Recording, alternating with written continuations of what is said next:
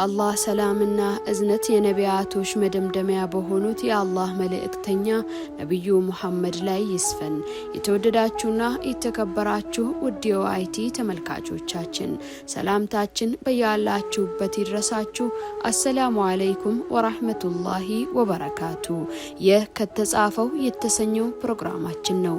በዚህ ዝግጅት የተጻፉ ወርቃማ የኢስላም ታሪኮችን የምንዳሰስበት በመሆኑ እኔ ራህመት ታጁ ፕሮግራሙን አዘጋጅቼ ወደ እናንተ ያደረስኩ አብሬያችሁ ቆያለሁ። እስከ ዝግጅታችን ፍጻሜ አብራችሁን ቆዩ። ከተጻፈው ክፍል 13 ይጀምራል።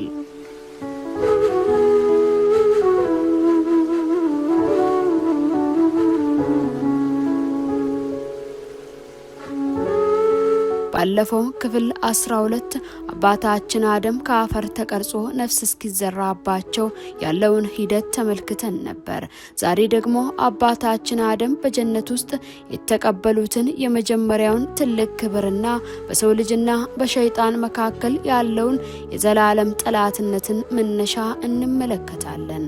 አላህ አደምን ከፈጠረ በኋላ አንድ ልዩ ስጦታ ሰጣቸው። እሱም ዕውቀት ሲሆን በዓለም ላይ ያሉ ነገሮች ሁሉ ስም አስተማራቸው። ከዛም መላእክቶችን ሰብስቦ ስለነዚህ ነገሮች ስም ጠየቃቸው።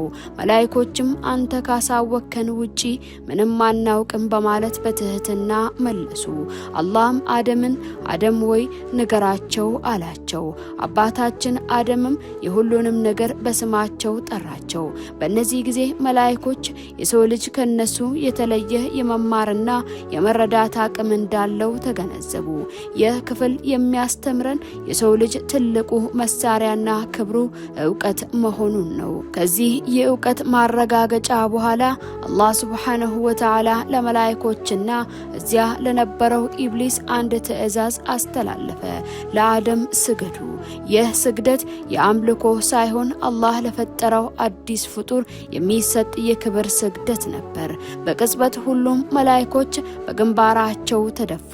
ጀነት በመታዘዝ ድምጽ ተሞላች። ነገር ግን አንድ አካል ቀጥ ብሎ ቆመ። እሱም ኢብሊስ ነበር። አልሰግድም፣ ትዕዛዙንም አሻፈረኝ አለ።